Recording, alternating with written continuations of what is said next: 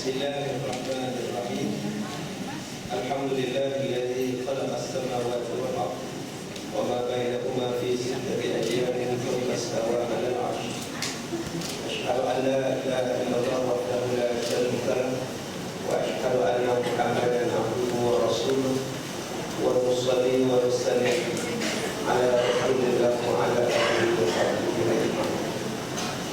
Terima kasih saudara majelis yang saya hormati, yang bahagia dan sahabat di Laitul Hilali, yang saya hormati Keluarga Jamaah, yang saya hormati Tasri Puan Tasri, Datuk-Datuk, Datin-Datin, Tuan-tuan dan puan-puan, mudah-mudahan dirahmati oleh Allah Subhanahu wa Ta'ala. Alhamdulillah kita bertemu pada petang ini. Mudah-mudahan majlis ini dirahmati, diberkati oleh Allah Subhanahu wa Ta'ala.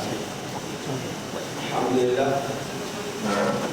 Tadi Datuk ada tanya kepada saya, maaf tanya apa hasil Ustaz Kadir, dia sihat buat je, mana buat tolak bokok. Saya tak tolak, tak bokok lah, betul tolak bokok. Jadi tuan-tuan, apa nama saya hari Rabu, saya ceramah di Al-Limbat, Masjid Al-Muttaqin Al-Limbat Marang, Terengganu. Jadi hari Khamis saya ceramah di Tang, juga di Masjid Al-Limbat Kuala Terengganu.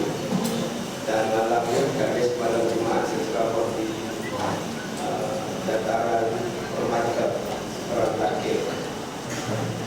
Semalam hari Jumaat pagi saya ceramah di Stiu Terengganu, dan malam-malam saya ceramah di Hijaz di Kemaman, dan pagi tadi saya ceramah di Palmo Hotel di Shah Alam. Saya sampai dari Terengganu jam 5 pagi, 9 pagi ceramah di Shah Alam. Dan sekarang saya dengan tuan-tuan, dan nanti malam selepas Isyak saya ceramah di sekolah menengah kebangsaan Kampung Melayu Subang. Saya tak balik Kampung Kabel. Besok baru saya balik. Di 2 hari itu kan encik saya mata pun terbuka. Sebab tu bila saya jumpa rumah saya nampak dia dah besar dah sekarang. Tengok-tengok dah besar. Kita kata anak besar, dia remok ni.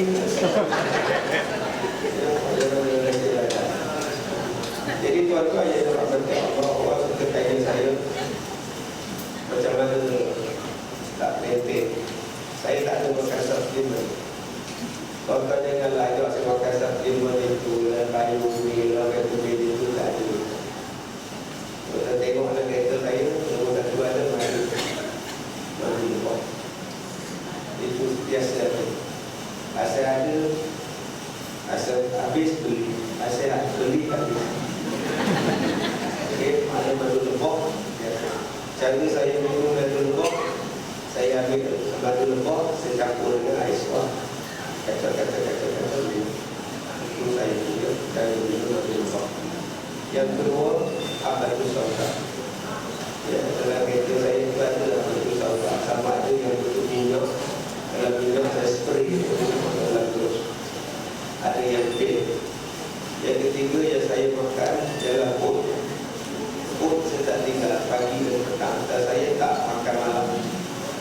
Dan malam saya tak makan susah. Nak senang untuk nak buka malam. Saya makan nasi. Malam saya tak makan. Yang boleh faham-faham terlalu. Mana boleh makan malam? Okay. Saya waktu malam saya tak makan. Saya makan dalam setengah kan. Malam oat saja, pagi oat, malam oat. Dan yang keempatnya adalah saya makan kurma ajwa. Tak ada ajwa, kurma Mariam. Okay, kurma Mariam. Jadi ajwa itu saya makan 7 biji.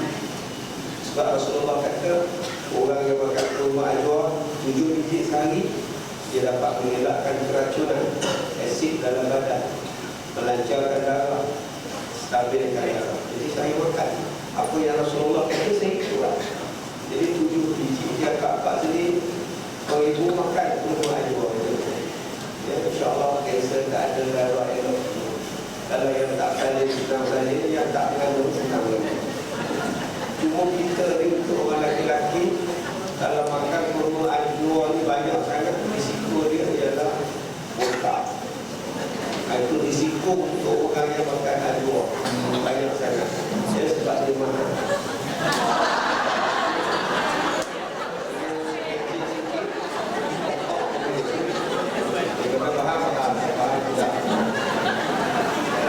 Jadi tuan-tuan yang dirahmati Allah, tadi nanti ada tanya saya tentang sembahyang jamaah dan qasar bila kita bermusafir. Okay? Bila kita bermusafir, kita sembahyang jamaah dan qasar. Sebab dia kata dia tengok saya dalam TV sembahyang tentang 3 hari tak boleh jamaah, masuk hari keempat macam tak faham. Jadi saya terangkanlah, banyak orang salah faham tentang sembahyang jamaah dan qasar. Dia pergi rumah anak dia 5 hari contohnya, daripada Ipoh datang ke KL 5 hari dan duduk rumah anak. Maka dia kata 3 hari yang pertama dia sembahyang jamaah dan qasar. Masuk hari yang keempat dia sembahyang biasa. Sembahyang biasa itu nama dia tamam. Sembahyang ikut waktu, ikut jumlah yang betul, rakaat 4, 4, 3 semua itu nama dia sembahyang tamam, sempurna. Kalau sembahyang itu bukan tamam, jamak dan qasar, 4 dan 2 misalnya. Jadi sembahyang tamam. Jadi dia faham 5 hari dia duduk di kurung, 3 hari yang pertama dia jamak. Masuk hari keempat dia kena sembahyang biasa. Sebab dia kata dia dah bela. Dia dah bela. Sebenarnya bila tuan-tuan tinggal di sesuatu tempat dan tuan-tuan tinggal di situ melebihi daripada 3 hari 3 malam, maka sehari pun tuan-tuan tidak boleh buat jamaah dan qasar. Tuan-tuan pergi ke Rosos, di Langkawi, pergi ke Rosos, maka dia 5 hari duduk di Langkawi. Dia kata 3 hari dia jamaah, hari keempat, hari kelima dia sembahyang biasa. Sah? Tak sah. Confirm tak sah. Dia hanya boleh jamaah daripada KL pergi ke sebelum masuk hotel, iaitu perjalanan pergi. Dan dia hanya boleh jamaah daripada JT Kuala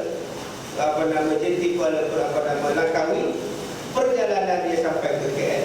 Itu saja dia boleh jamaah. Tapi kalau tuan-tuan pergi ke Langkawi 3 hari, 3 hari boleh jamaah. Sebab cuma 3 hari. Tuan-tuan duduk di Langkawi cuma 2 hari, 2 hari boleh jamaah. Sekarang tuan-tuan duduk di sana lebih dari 3 hari 3 malam. Maknanya sehari pun tak boleh buat, hanya boleh pergi dan hari balik sahaja. Setengah orang dia tak faham. Dia kata saya kursus 5 hari ustaz, 3 hari saya buat jamaah. Kan kita musafirkan ke dia. Hari keempat saya sembahyang biasa lah kan ustaz kan? Tak, pasal bila saya buat kan tu seolah-olah saya buat sekali kan. Kan ustaz kan kita musafirkan. Tak, kita tahu. Pandai kan yang kita pula. Jadi tuan-tuan, kalau tuan-tuan duduk di satu-satu tempat lebih daripada 3 hari 3 malam, sehari pun tak boleh buat. Sebab tuan-tuan dah jadi orang di situ. Melainkan kalau tuan-tuan okey, sekarang tuan-tuan pergi ke Ipoh. Tuan-tuan pergi ke Ipoh sebab nak pergi ziarah saudara di Ipoh. Okey, berapa hari nak pergi Ipoh? Okey, saya ustaz, saya nak pergi Ipoh. Rumah siapa? Rumah sama kawan saya dekat Taman Meru. Berapa hari? 2 hari. Boleh tak jamaah? Boleh. Habis 2 hari ustaz, saya angkatkan baju saya, pindah pula ke Tasik di Ipoh. Boleh tak jamaah ustaz 2 hari? Boleh. Kan dah jadi 4 hari? Tak. Dapat dah pindah daripada rumah ke Taman Meru. maknanya akak tidak ada harapan lagi balik ke Taman Meru. Angkat kain baju terus pergi Tasik pula, maknanya di Tasik boleh buat payah jamak 2 hari. Selepas di Tasik 2 hari, angkat kain baju pula, bye-bye dekat sepupu. Nak mana pula, yo, nak ke Tanjung Rambutan. Ada pula sepupu di Tanjung Rambutan, 2 hari duduk sana. Di sana pun boleh buat jamak dan pasar selama 2 hari. Baliklah. Itu yang bentuk yang dibolehkan. Tetapi kalau tuan-tuan base di satu-satu tempat, tuan-tuan base di mana? Taman Meru. Berapa hari? 6 hari di Taman Meru. Beg di Taman Meru, baju di Taman Meru, bak gigi di Taman Meru, minyak gamak di Taman Meru. Hari kedua duduk Taman Meru rumah sepupu. Hari ketiga, jom kita pergi ke Tasik, tengok pula Kak Nak Kenduri. Tuan-tuan pergi ke rumah Kak Nak di Tasik. Barang-barang semuanya masih ada lagi di Taman Meru. Maknanya belum keluar. Maknanya tidak boleh buat jamak di rumah Kak Nak. Sebab tuan-tuan sekarang base di Taman Meru. Habis rumah Kak Nak, pergi pula ke Tanjung Rambutan. Di Tanjung Rambutan pun tak boleh buat jamak. Sebab apa? Sebab base masih lagi di Taman Meru. Tadi yang pertama Ustaz kata boleh di Tasik pun boleh, di Tanjung Rambutan pun boleh. Sebab akak-akak dah check out dari Taman Meru. Bila dah check out, dah ambil kain baju, dah tak duduk di Taman Meru, dah tak ada harapan di Taman Meru, di Tasik boleh buat, di Tanjung Rambutan pun boleh buat. Selepas check out di Tasik, begitulah sembahyang jamaah. Boleh faham? Ada soalan setakat? Ada masalah? Tak ada masalah, saya ada masalah. Tak ada. Ya. Kalau macam kita ni pergi kata buatlah tujuan lah menyaksikan tiket mereka. Kita memang nak pergi lama. Tapi pasal kita di menemani suami saya kata dekat population. Kita tak pergi lama juga. Baik. Jadi tuan-tuan, dalam mazhab Syafi'i ada sebut kepada kita tentang keharusan sembahyang jamaah dan fasal sampai 19 hari. Jika tidak tahu bila nak selesai masalah.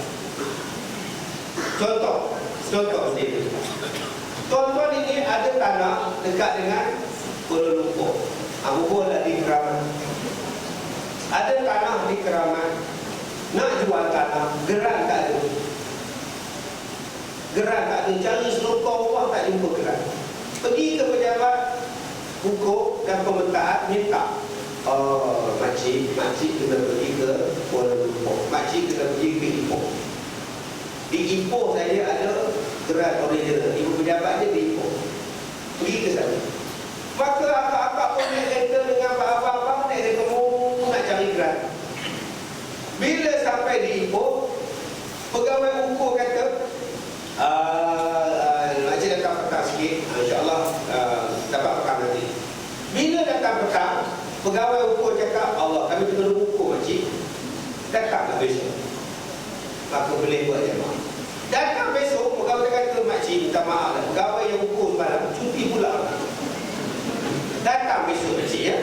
Besok pun datang lagi, minta maaf lah makcik, isteri dia pula bersalin makcik, cuti juga dia makcik. Ya Allah, bila nak selesai masalah ni? 19 hari boleh jemaah. Sebab tak tahu daripada awal ni, sangka dia sekejap saja. Tiba-tiba bertakap, macam tu tak boleh kita. Tak boleh dah sampai 19 hari bagi mazhab kita. Jadi mazhab kita tadi nak pergi buka, nak menemani suami, confirm 3 bulan. Dah tahu dah akan duduk itu selama 3 bulan. Doktor dah bagi taklimat dah, rawatan untuk awak ialah selama 3 bulan. Mesti duduk sini 3 bulan. Maknanya dah niat dah 3 bulan, 1 hari pun tak boleh buat dah. Dan tak jadi orang sana dah. Lain yang tadi ni, dia nak cari geras sekejap. Dia tak sangka melarang-larang sampai 19 hari. Itu beza di antara dah tahu dengan belum tahu berapa lama nak tinggal di situ. Kalau dah tahu nak tinggal di situ lama, tak payah dah. Dan jadi orang situ berapa. Yang ni yang kadang-kadang tuan-tuan, dia keliru. Contoh, anak tuan-tuan belajar di UiTM Permatang Pau. Belajar di UiTM Permatang Pau, rumah kita dekat dengan Bukit Damansara. Anak kita pun balik cuti sekolah, cuti sen balik. Dia jamak di rumah dia. Jamak di rumah mak dia, rumah bapak dia. Sebab cuti 3 hari, dia pun jamak. Habis 3 hari dia pun balik UiTM. Sebenarnya sehari pun dia tak boleh jamak. Dia bukan musafir. Ini rumah mak dia, ini rumah bapak dia. Musafir, benar. Berapa banyak anak-anak yang balik rumah mak dia, dia musafir. Dia kata dia musafir, dia jamak dalam pasal rumah bapak. Kamu dah semayang ke leha? Dah, leha jamak. Tak, dia tak boleh jamak. Dia rumah mak dia, di rumah bapak dia. Dia masih ada harapan untuk balik ke rumah mak dia. Sebab dia sedang belajar, masih belajar. Bila dia balik rumah mak bapak dia, dia tidak boleh jamak dalam pasar. Dia hanya boleh jamak masa dia pergi dan masa dia balik ke tempat belajar dia. Walaupun dia duduk di London sekalipun. Anak kita buat medik di London sekarang, balik cuti sebulan. Dia kata dia pun jamak 3 hari dia jamak. Tak boleh jamak, itu rumah mak kamu. Kamu hanya boleh jamak pergi dan balik. Itu keadaan. Okey Ustaz, itu anak balik rumah mak kan. Macam makcik ni pula pergi rumah anak, mak pula pergi rumah anak. Boleh ke jamak? Sekarang makcik duduk di mana? Makcik duduk dekat Kuala Kangsar. Anak makcik di mana? Kuala Langat. Oh, Kuala semua ya. Jadi alamatnya di mana? Kerjanya di mana makcik? Makcik rumah di kampung, memang duduk di kampung. Tak ada lah nak duduk rumah anak pun. Anak dah kerja sana semua lah. Tak ada niat nak duduk dengan dia pun Ustaz.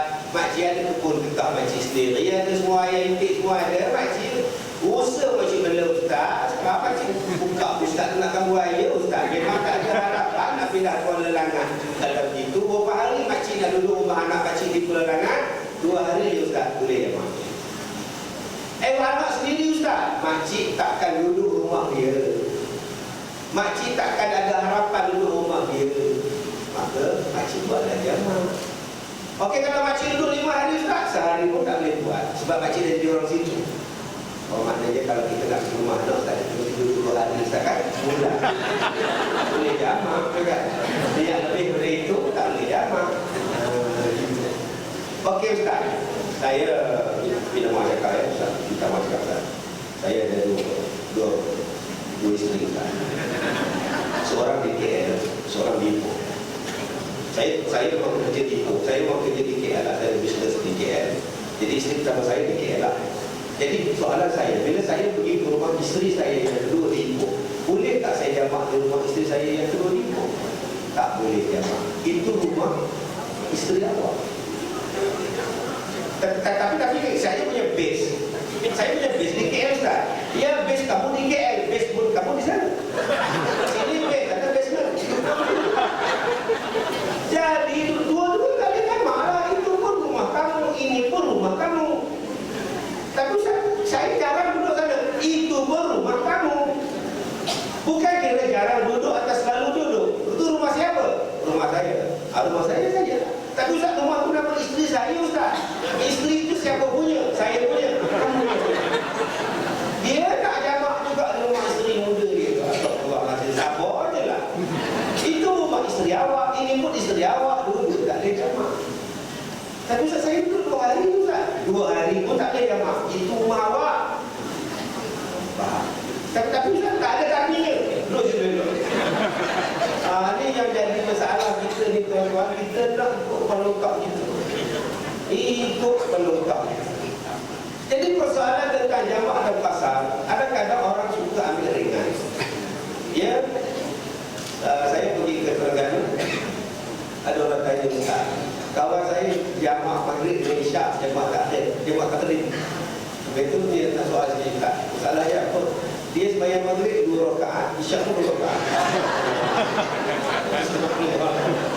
Kenapa maghrib jadi 2? Dia kata pasar kata dia. Kalau pasar maknanya 1,5. Kalau isyak jadi 2, 4 jadi 2, zuhur 4 jadi 2, maghrib 3 jadi 1,5 lah. Mana boleh 3 jadi 2? Itu tak pasar tu. Mana boleh maghrib jadi 2, maghrib tetap 3.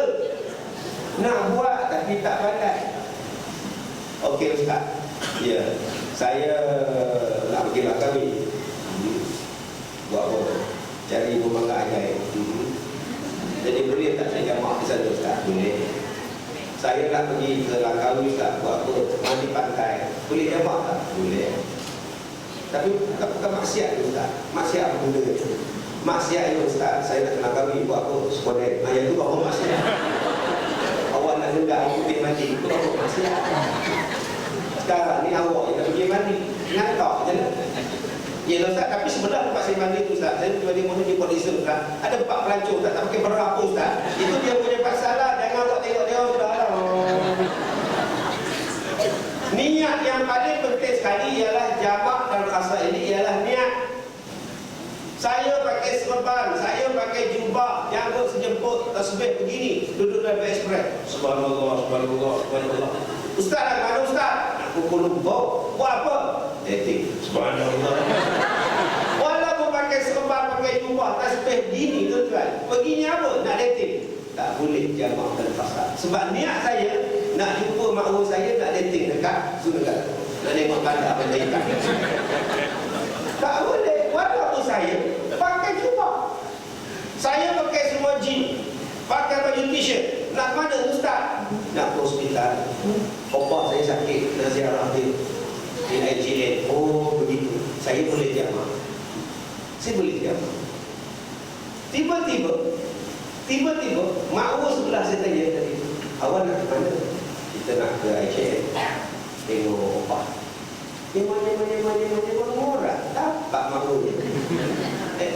Awak mana? Nanti kalau kita pergi tengok wayang, okey. Tetapi niat saya masih lagi nak tengok opak saya, belum bertukar. Saya nak pergi tengok opak saya, maka tu boleh tak makan nasi awak. Maka pada masa itu tetap harus saya sembahyang jamak. Sebab niat saya belum bertukar, masih lagi tak pergi ziarah, itu niat saya. Tapi kalau niat saya buka, telefon opak, apa? Jadi doktor kata apa? Okey. Kalau gitu saya tak payahlah jumpa opak. Opak okey. Assalamualaikum. Okey, saya nak call opak saya. Okey, sekarang kita dating ya. Saya tak boleh buat jamak dah sebab saya dah jumpa dia. Okey, sekarang saya nak pergi dating. Nak tengok wayang dengan markah saya, dengan tunang saya dekat KL. Saya pun naik kereta api, naik bas daripada Ipoh. Driver bas pasang CD. Ceramah agama Ustaz Kaiser Bilias. Ustaz mana ceramah? Jadi saya pun dengar ceramahnya. Hendaklah kita sama-sama menjaga agama, kerana kita takut kita mati sedang melakukan maksiat. Astagfirullah. Macam benda aku je Ustaz. Sampai dekat kampung nangis-nangis saya. Ya Allah, takutnya aku ya Allah. Saya pun telefon markah saya. Wah, cancel awak haram. Nanti kau kahwin kita buat. Assalamualaikum. Tuan-tuan, saya terus pergi ke Kuala Lumpur dengan niat membatalkan. Dah tak adalah nak jumpa makhluk saya. Boleh tak boleh saya jamak? Belum boleh lagi. Mengikut di mana berhentinya niat. Kalau tuan-tuan berhenti niat di Rawang sampai dekat KL Central, tak sampai 2 marhalah, belum boleh buat jamak. Tuan-tuan hanya boleh buat jamak jika tempat bertukar niat dengan tempat nak dituju lebih 2 marhalah. Boleh buat. Tapi kalau tobat di mana? Di KL Central. Turun-turun, ya Allah, aku tobat, ya Allah. Sembahyang jamak, Allah. Tak aci pun buat. Sebab tak sampai 2 marhalah, 2 langkah je daripada surah. Tetapi perjalanan balik daripada KL pergi ke Ipoh boleh jamak lah. Sebab dah bertukar niat. Jadi nak start buat sembahyang jamak tu bila? Bila tuan-tuan, di mana tuan-tuan bertukar niat, di situlah dikiranya cukup atau tidak cukup 2 marhalah. Kalau tak cukup 2 marhalah, sembahyang biasa. Nanti pakah balik lebih 2 marhalah, baru sembahyang jamak. Itu caranya kalau bertukar niat. Wallahu a'lam. Ada soalan? Jelas? Okey? Okey. Tak ada lah ya. Baik, yang kedua, yang ketiga. Jadi banyak orang yang bertanya saya sejak dia tengok dalam TV kembara UKE dekat dengan lautan. Saya pergi mana tuan-tuan, di Terengganu ke mana ke tuan-tuan, tanya tak, saya boleh ikut. Mari wali tertak, saya boleh ikut. Sebenarnya bukan saya yang kepala syarikat ni, bukan saya ni ceramah. Yang kepala syarikat yang buat tu Cik Suhaimi kalau pakai baju hijau, itu dia Intra Tama. Jadi tuan-tuan, saya cakap ada tuan-tuan, kalau kita tidak jadi orang hebat, kita kena buat benda yang pelik-pelik. Ni anak-anak yatim yang ada di sini, nak jadi orang yang hebat, kena buat pemikiran yang pelik-pelik. Bila kita buat pemikiran yang pelik-pelik, kita akan menjadi orang yang kreatif, orang yang akan membuat sesuatu pembaharuan, orang yang akan membuat satu kemajuan, orang yang akan mendapat satu benda yang baru. Sebab tu tuan-tuan cuba tengok, yang mana buat benda yang pelik-pelik, semua jadi terkenal. Kita tengok satu benda, macam manalah aku nak cakap, tapi tak ada wayar, akhirnya wajib handphone. Macam mana nak cakap tanpa wayar? Sekarang dah ada handphone.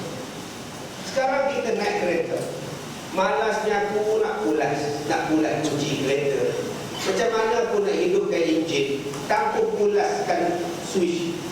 Sekarang tak payah tekan. Tuan-tuan kena fikir lagi pelik. Macam mana aku nak masuk dalam kereta, asal masuk je enjin tu start.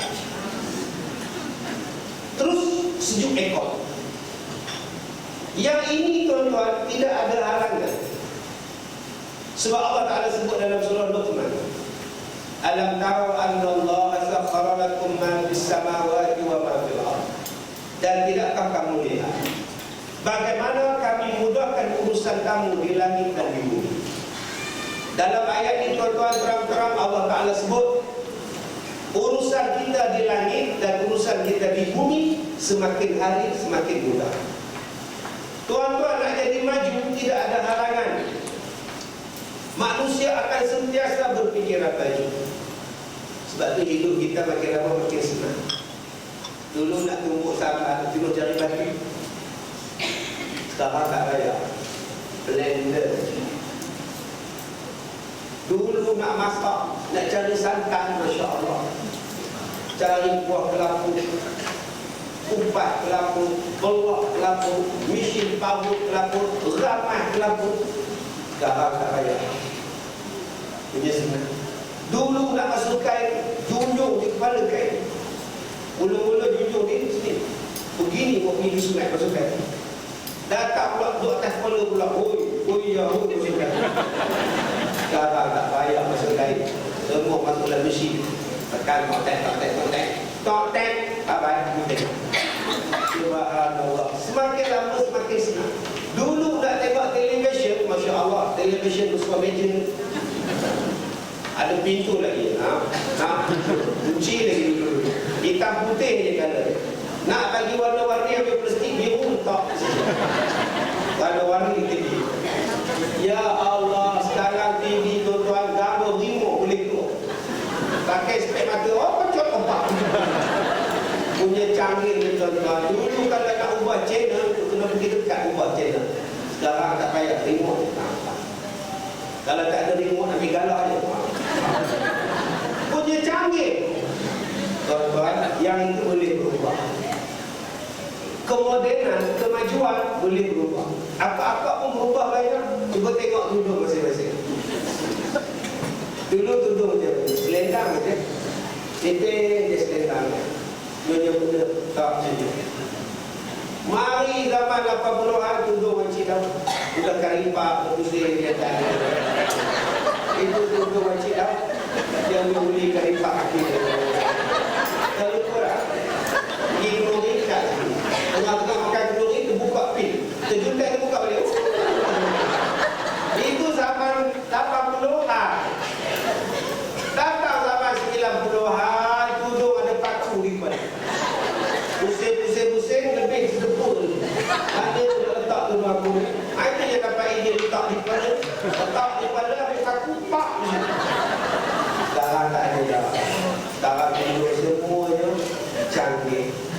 Duduk oli. Kayu dia pakai. Hujan lilit tak tahu. Kita gagah. Canggih. Merah pun canggih. Dulu merah tuan-tuan tak ingat cerita 6 jana. Nur Azizah isteri Firauni pergi ke Denmark. Datang orang ambil gambar cinta, ambil gambar siap kau pergi lubuk pergi cinta. Bom kat depan ni. Bom meletup. Tengok-tengok keluar 6 jana. Muka saya itu zaman dulu. Kemudian datang ke merah yang sekali putih, sekali bulat. Tap, itu kodak namanya. Walaupun nama dia bukan kodak, semua kodak lagi. Sekarang mana ada tuan? Merah tak ada kodak. Merah sekarang ada begini, selfie lagi. Lepas ini apa teknologi kita? Kita tak tahu. Apa lagi teknologi lepas ini kita tak tahu. Sebab tu orang Islam kena berinovasi. Yang duk guna otak nak bagi maju ni jempuna mereka. Kita orang Islam ni menung. Orang-orang keluar iPhone 6 kita bobok. Cuma kita jadi orang yang mencipta. Allah Ta'ala bagi otak. Nombor 1, dia boleh berubah daripada masa ke semasa. Yang kedua tuan-tuan, yang tak boleh berubah. Nama dia apa? Fitrah. Fitrah tak boleh berubah. Kalau berubah fitrah, hancur alam. Dalam kampung kita, fitrah dia apa? Orang perempuan mengandung, laki-laki mengandungkan.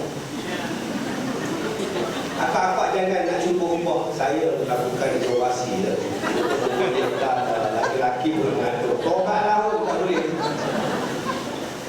Allah Ta'ala ni dia takkan ubah fitrah. Tanam pokok durian, keluar buah durian. Takkan jadi pokok durian keluar buah petik. Ayah tanam apa ya? Pokok durian. Nanti dapat buah apa ya? Tak tahu, lagi kita tengok. Pening tak manusia? Pening. Kalau suami isteri berkahwin duduk berdoa, abang, siapa yang mengandung antara kita? Suami dia jawab, abang rasa abang betul kan? Tak, yang mengandung isteri seperti itu dia. Itu namanya fitrah. Semua orang akan mati. Bayangkan manusia tak mati. Mana letak Tuhan 1000 tahun hidup ni, tak penuh alam ni. Yang beranak, yang mati tak mati. Yang hidup tak mati. Sebab tu dia jadi yang lahir mati, yang mati lahir. Lama-lama cukup lah alam ni. Itu nama dia fitrah. Tua takkan boleh ubah. Tuan-tuan boleh buat awet muda, tapi di muka tandai tak boleh. Tandai tak boleh. Kita jumpa kawan kita 30 tahun tak jumpa. Wah Siti, rupa awak tetap tidak berubah. Apa rahsia Allah? Saya menggunakan oil of pula. Muka dia tegak, dia injek sini. Muka dia tegak, cuma buka tudung dia. Tak nampak intik serati semua. Tengok tangan dia berkedut dah. Tak boleh tuan-tuan. Muka boleh tegak, dalam lain tak boleh. Sebab itu nama dia fitrah. Takkan boleh berubah. Yang ketiga yang tak boleh berubah adalah hukum. Hukum yang Allah Ta'ala letak takkan boleh berubah. Allah kata yang jadi imam laki-laki.